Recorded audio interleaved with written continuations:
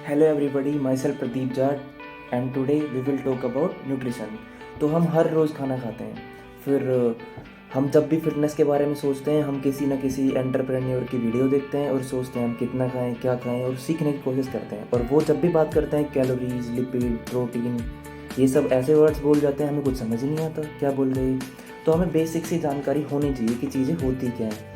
तो जो भी हम खाना खाते हैं, चाहे हम रोटी खाते हैं, चाहे हम दूध पीते हैं, उसके अलावा हम फ्रूट्स खाते हैं, हम कुछ भी खाते हैं, दलिया खाते हैं, दाल खाते हैं, एग्स खाते हैं, चाहे हम बर्गर खाते हैं, कुछ भी खाते हैं, सब में कुछ कंपोनेंट्स होते हैं। सिक्स कंपोनेंट्स फिक्स हैं। उनके अलावा कोई भी खाने की चीज़ में कुछ होता ही नहीं है, उसके अलावा हम कुछ खाते ही नहीं हैं। तो वो चीज़ें कौन कौन सी हैं? जैसे carbohydrate, protein, fat, vitamin, water and minerals. इनके अलावा कुछ भी नहीं होता है।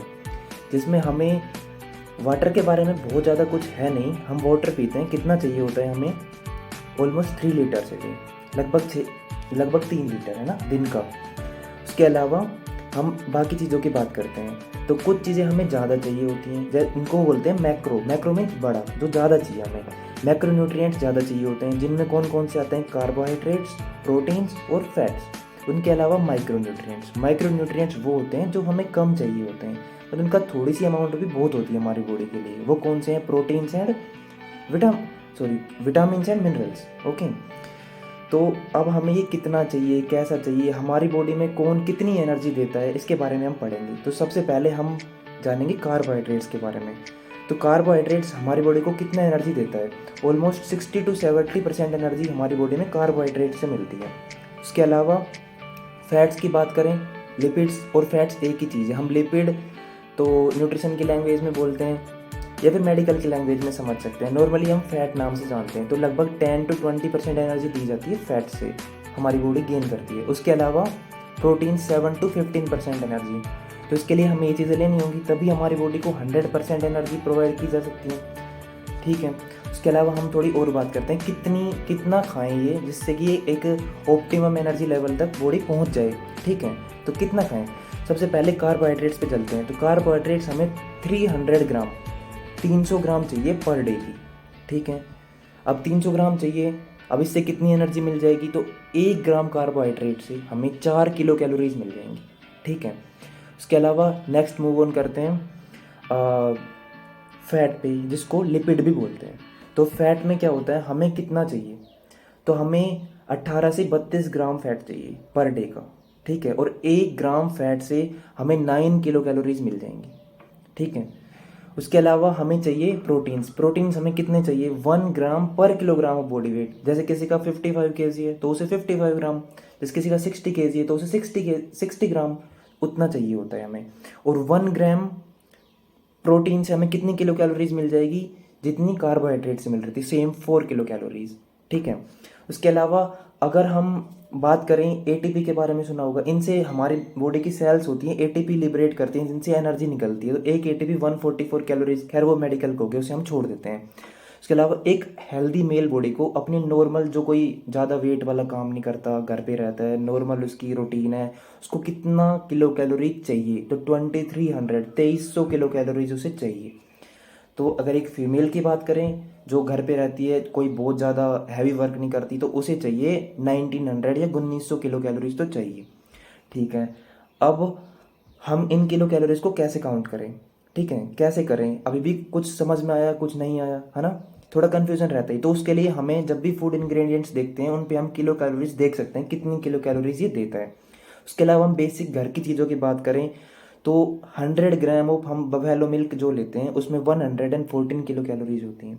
उसके अलावा 100 ग्राम ऑफ बनाना जो हम लेते हैं, उसके अंदर 117 किलो कैलोरीज, 104 सॉरी, उसके अंदर 104 किलो कैलोरीज होती हैं।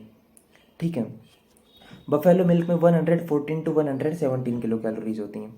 ओके। तो अगर जो हमने बताया है उनको हम कैलकुलेट करके देखते हैं कितना किलो कैलोरीज ऑलमोस्ट बन जाता है। उसमें बन जाता है, कार्बोहाइड्रेट्स को हमने कितना बोला, कितने लेने होते हैं हमें? कार्बोहाइड्रेट्स हमें लेनी होती हैं 300 ग्राम्स पर डे। तो उनसे कितनी बन जाएगी? 300 को हमने बोला 4 किलो कैलोरीज देता है, 4 into 3 कितना हो गया? 1200। ठीक है। ऐसे ही सेम लिपिड्स का करेंगे। लिपिड्स हमें 18 टू 32 लेनी होती हैं। हम एक मिडिल रेंज लेते हैं 25 को 1 ग्राम लिपिड से हमें कितनी एनर्जी मिल रही थी, 9 किलो कैलोरीज। उनको मल्टीप्लाई करेंगे कितना हो जाएगा, अराउंड 225।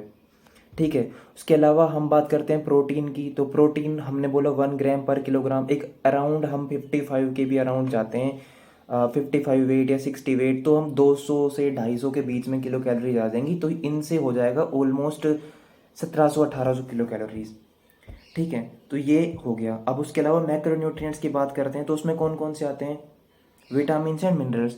तो विटामिन एंड मिनरल्स के लिए हमें कोई एक एक चीज़ें उठानी नहीं होती कि ये उठा लूँ ये उठा लूँ, वो जनरली चीज़ों से मिल जाते हैं, पर कुछ लोग उन चीज़ों में लैकिंग रह जाते हैं। तो उसके लिए हमें फ्रूट्स खाने चाहिए, ग्रीन वेजिटेबल्स खानी चाहिए, मिनरल रिच फूड्स भी होते हैं। तो उसके लिए हमें ना वो चीज़ें देखनी होती हैं कि इसमें क्या है। बाकी इसके अंदर खाने की चीज़ों में हमें बहुत कुछ देखना होता है। वाटर का मैंने बताया, हमें 3 litres per day around water पीना होता है। ठीक है, तो जब भी हम कैलोरीज काउंट करेंगे तो हम इस तरीके से कैलोरीज को काउंट कर सकते हैं, कितनी कैलोरीज चाहिए, कितना किलो कैलोरीज हमें चाहिए। जैसे जैसे हम वर्क करते हैं, जैसे मैंने बताया 2300 आइडियल मेल बॉडी को नॉर्मल फिजियोलॉजी के लिए, कोई वर्क इंक्रीज करता है, कोई फीमेल प्रेग्नेंट होती है, कोई लैक्टेटिंग होती है, उस हिसाब से उसकी एनर्जी रिक्वायरमेंट बढ़ जाती है। प्रोटीन का हमने बताया कि 1 ग्राम पर किलोग्राम होता है। जैसे कि मेरा वेट 74-75 है, तो मुझे 74-75 ग्राम प्रोटीन चाहिए अपनी नॉर्मल फिजियोलॉजी को, नॉर्मल सेल फंक्शन को मेंटेन करने के लिए। तो अगर मैं बॉडी बिल्डिंग करने जाता हूँ तो मुझे ज़्यादा चाहिए। जैसे सपोज अब मैंने सोचा मुझे प्रोटीन इंटेक बढ़ाना है अपनी डाइट का, लेकिन मैं कैसे बढ़ाऊँ, मुझे समझ ही नहीं आता। तो मैं क्या करूँगा, मुझे कुछ चीज़ों की जो प्रोटीन रिच चीज़ें हैं उनका मुझे काउंट करना पड़ेगा कितनी हो। जैसे एग्स, एग्स में अगर हम योग के साथ देखते हैं तो अराउंड 6 ग्राम प्रोटीन मिल जाता है। योग को निकाल देते हैं तो अराउंड 4 ग्राम प्रोटीन मिल जाता है। अब मैं काउंट करता हूँ कि मुझे अगर मैं 4 एग खा लेता हूँ तो कितने हो जाएंगे, तो 6 × 4 24 ग्राम्स। तो ऐसे हम इंक्रीज करते जाते हैं। हम रोटी खाते हैं, उसमें भी एक रोटी में अराउंड 3 ग्राम प्रोटीन हमें मिल जाता है। तो जिसको बॉडी बिल्डिंग करनी होगी उसे मिनिमम 1.5 ग्राम पर किलोग्राम बॉडी वेट के हिसाब से प्रोटीन इंटेक रखना पड़ेगा। ठीक है। तो और जो माइक्रो न्यूट्रिएंट्स होते हैं उनके बारे में हमने ज़्यादा बात नहीं करी, पर वो ज़्यादा इसेंशियली इंपॉर्टेंट होते हैं, क्योंकि उन्हीं से हमारे जितने भी वाइटल फंक्शंस होते हैं, जैसे कि ब्रेन हो गया सोडियम से चलता है, हार्ट हो गया वो पोटेशियम से चलता है, ये चीज़ें ज़रूरी होती हैं हमारी बॉडी के लिए, हमें इनका भी ध्यान रखना होता है। और जब हम जिम करते हैं तो हमें अमाइनो एसिड्स लिए जाते हैं। अमाइनो एसिड्स हैं क्या, बेसिकली क्या है ये अमाइनो एसिड्स, तो प्रोटीन को हम समझते हैं मेडिकल लैंग्वेज में, अगर हम थोड़ा जाते हैं और प्रोटीन के छोटे छोटे टुकड़े करते हैं तो सबसे छोटा टुकड़ा होता है वो अमाइनो एसिड हो जाता है। ठीक है, जो हमारी बॉडी को एनर्जी प्रोवाइड करने का काम करता है। ठीक है।